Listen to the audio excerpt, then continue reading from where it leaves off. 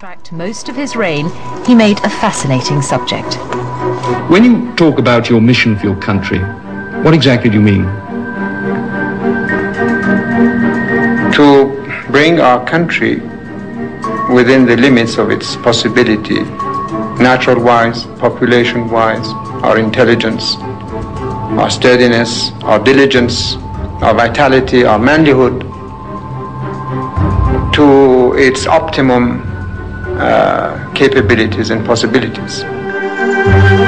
He was seen as regal, autocratic and over-ambitious, but the BBC, his ally America and even the Shah himself were slow to spot the forces that would prove to be his real undoing. I am in contact with my people. I go places and I talk to the people,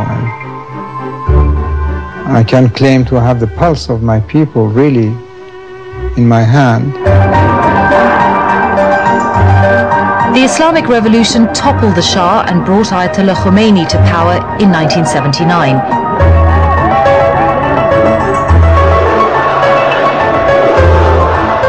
It was the first religious revolution in modern history and the first televised revolution ever. There's no mistaking what this, in fact, really is. It's a massive voice of protest against the rule of the Shah. Day after day, the world woke up to images of Ayatollah Khomeini defying the Shah and the Americans. For the first time, the world witnessed the power of political Islam to change societies. The political initiative now lies totally with the Ayatollah. Now that he's back, he'll very soon announce the establishment of a government of his own.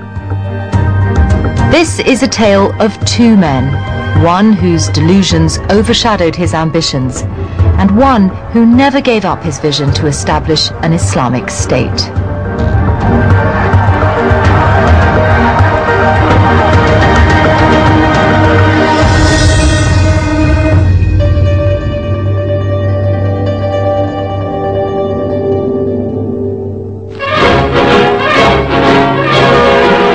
The first time BBC television filmed the Shah was in 1948.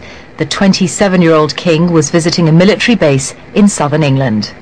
The main object of his visit is to study our scientific and industrial technique, to see what contribution they can make to the life and well-being of his own people.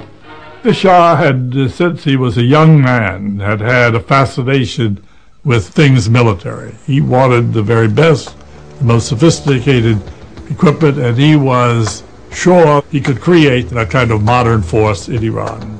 He had no self-doubts about that enterprise. While the Shah smiled throughout his visit, he later told the BBC that he had been deeply angered by the behavior of the British towards his father, Reza Shah, and his country.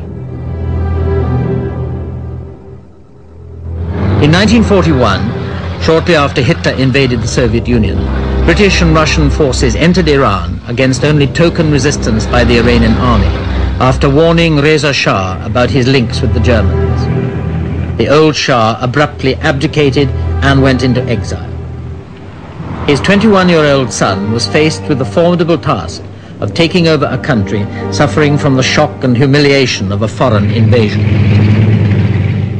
What I approach eventually my father is not to have mine the oil fields and tell you that if you come, I'm going to blow up everything. But the worst was what happened next, that the occupation of the country led to so many evil, fifth columns and the reapparition of the feudal chieftains, also a very reactionary power of the clergy or the mullahs. The first real threat to the Shah's power came in the early 1950s. A new Prime Minister, Mohammad Mossadegh, had won huge public support by taking Iranian oil back into government ownership and ending the 40-year monopoly enjoyed by the Anglo-Iranian Oil Company. Mossadegh then set his sights on the Shah. He wanted to curb his power and turn him into a constitutional monarch, a titular head of state. In August 1953, the Shah left for a holiday in Italy, believing that Mossadegh was about to force him to abdicate. But Mossadegh had miscalculated. This was the 50s and the height of the Cold War. America, fearing that Mossadegh was too close or too tolerant of a small but burgeoning communist movement in Iran, had already decided to act. 3 days after the Shah had left Iran, a military coup backed and orchestrated by the CIA removed Mossadegh from power. The Shah returned the following day. اگر بگوییم که 28 مرداد و چند ماهی پس از اون شاه باز در اوج محبوبیت بود که بود، برای اینکه مردم فکر می‌کردن که وجود او سبب شده است که خطر حزب توده و کمونیست‌ها از بین برود، برطرف بشود، ولی با سیاست‌هاش، با مداخلاتش در امور روزانه کشور، در خرابکاریش در کار دولت و این کاری بود که همیشه میکرد، به سرعت این قبول عام از بین رفت. اما کودتا یک تاثیر دیگری هم در داخل ایران داشت و اون عبارت از این بود که نظام پادشاهی رو آخرین رگه ها یا آخرین چیزهای مشروعیت رو از بین برد. برای اینکه در نظام پادشاهی ایران حتی در دورانهای باستانی این رسم بود که هرگاه پادشاهی به دلیل مخالفت مردمش از کشورش فرار میکرد، میرفت و بعد به کمک یک ارتش دیگری میآمد حکومت رو به دست میگرفت، اون پادشاه دیگه مشروعیت نداشت برای اینکه دیگه از دست ملتش رفته دوباره برگشته، اونم با یک دولت کمک یک دولت اجنبی. Back on the throne, the Shah consolidated his power. Parliament's wings were clipped and he became, in effect, an absolute monarch. These were his army chiefs. It was these generals who backed him in his struggle against Mossadegh in 1953.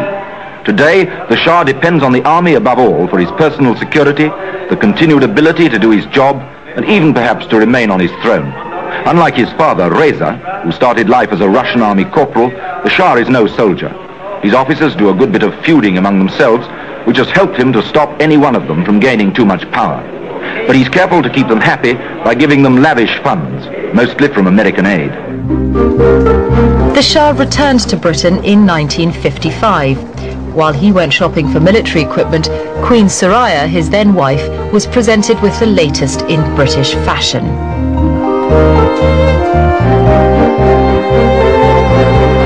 The Shah was now intent on turning Iran into a military superpower. In the 1950s, Iran's northern neighbor, the Soviet Union, was expanding its influence in the Middle East. Britain and the United States saw the Shah as a useful ally in their battle against Soviet expansion.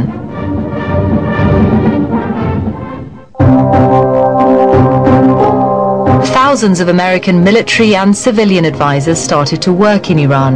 With them came a large and steady flow of dollars. In the late 1950s, American military and economic aid amounted to 22% of the Iranian government's spending. Yet the Shah didn't rely on the Americans to protect Iran's borders from the Soviet Union. In a bold move, he struck a deal with the Russians. شاه موفق شد با یک دیپلماسی بسیار درخشان روس‌ها را آرام بکند و اطمینان بدهد که با اینکه ایران در سنتو بود و در واقع جزء کمربند دفاعی امریکا، یعنی عملاً و رسما حتی منتها تعهد کرد که هرگز پایگاه نظامی به امریکایی‌ها ندهد. By this time, the Shah had divorced Queen Soraya, who had not managed to provide him with an heir. A few months later, he married Farah Diba.